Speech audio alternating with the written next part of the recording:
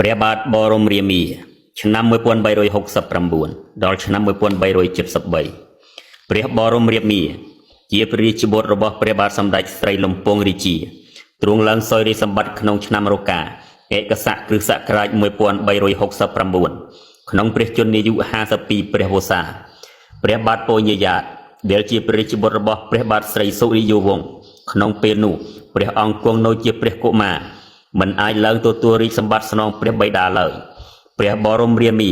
កាលបើឡើងសោយរាជហើយព្រះអង្គក៏ប្រជុំហៅចៅហ្វាយស្រុកតូចធំចូលមកធ្វើព្រះមេរុបូជាព្រះបរមសពព្រះអង្គសោយរាជជាបរមសពតរៀងមកបាន5ព្រះវស្សាទ្រង់ក៏ប្រឈួនជាខ្លាំងហើយក៏សុគតទៅមន្ត្រីលើកព្រះបរមសពដំកល់ក្នុងព្រះកោដ្ឋស្រេចហើយក៏យាងព្រះធម្មមាសោករាជជាព្រះអនុជីដូនមួយនិងព្រះបរមរាមាឲ្យឡើងសោយរាជស្នងព្រះជេដ្ឋាឆ្នាំ1373ដល់ឆ្នាំ1393ព្រះបាទធម្មមាសោករាជជាព្រះរាជបុត្រសម្ដេចព្រះមហាឧបរាជស្រីសុរិយោទ័យដែលសុគតក្នុងបន្ទាយមហានគរក្នុងការធ្វើសង្គ្រាមជាមួយនឹងសៀមព្រះអង្គត្រូវជាព្រះអនុជីដូនមួយនឹងព្រះបរមរាមាព្រះអង្គឡើងសោយរាជសម្បត្តិក្នុងឆ្នាំឆ្លូវ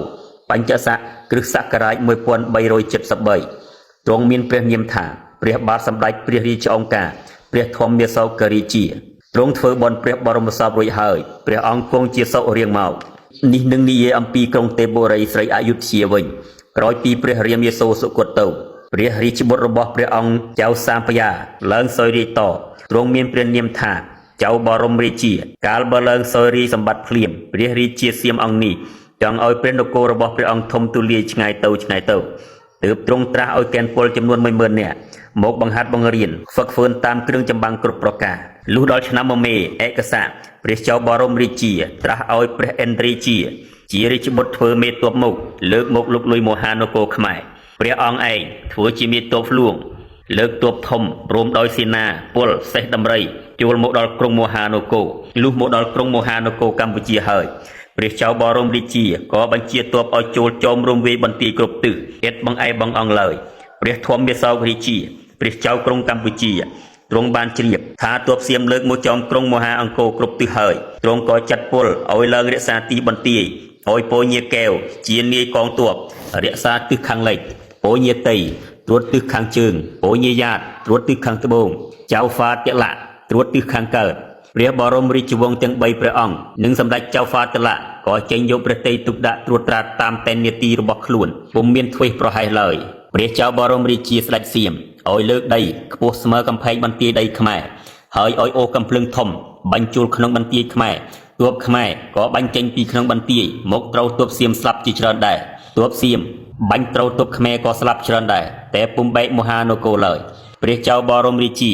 ដេញឲ្យទាហានសៀមពៀនបន្ទាយទៀតទ័ពខ្មែរក៏បាញ់កាប់ចាក់ពីលើភៀកបន្ទាយនិងចូលដោយដុំថ្មទៅលើទ័ពសៀមស្លាប់ជាច្រើនក្នុងខណៈនោះសៀមយកព្រះនគរពុំបានទ័ពសៀមពាត់ព្រះមហានគរអស់រយៈពេល7ខែចាប់ពីខែមិគសេដល់ខែចេសតែយកមហានគរពុំបានក្រោយមកមានទាហានសៀម6នាក់ឈ្មោះអ៊ឺ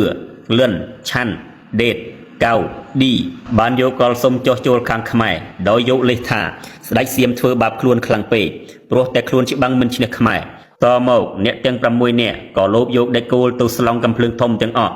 ហើយទីបំផុតពួកនេះបានរកមធ្យោបាយលាក់ខ្លួនពួនអាត្មា